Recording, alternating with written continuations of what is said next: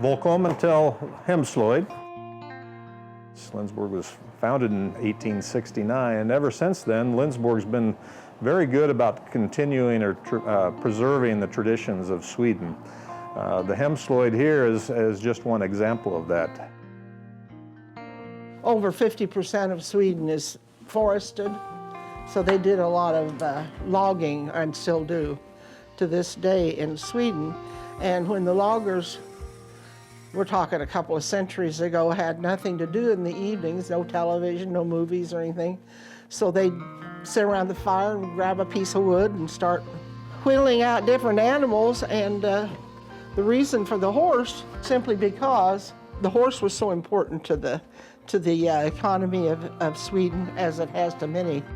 So they'd come back and bring the carved objects either for their kids or their spouses.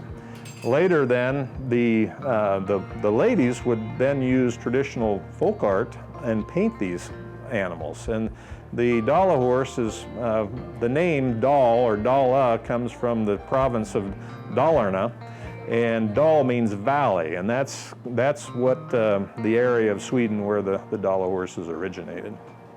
They're still hand carved and painted there today.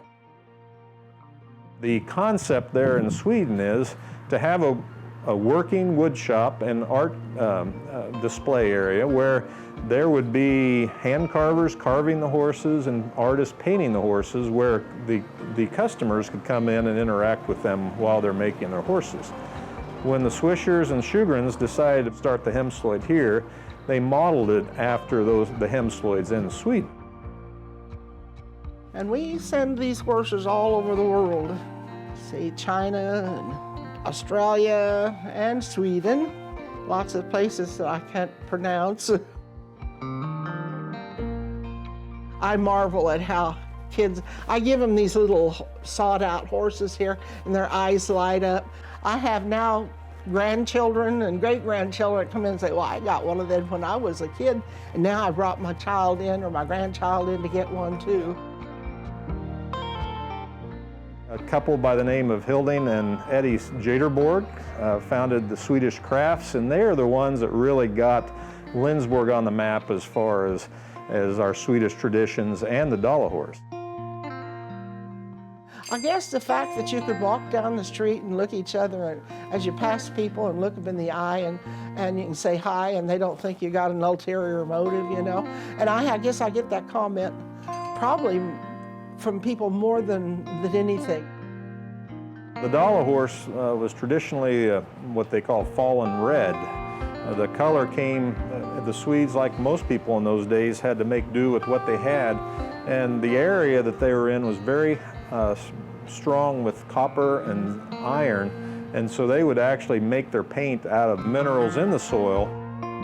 Horses that are actually carved with four legs that are designed to stand on a shelf or a desk. We still import those from the Hemslöjds in Sweden. A few years ago, we were designated the largest retailer of Dala horses outside of Sweden in the world. These are handcrafted, made out of raw wood, and hand painted here in our store.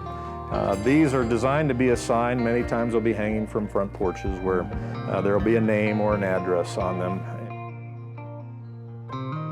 So that's a finish. No place is perfect, but we're close here. We're close.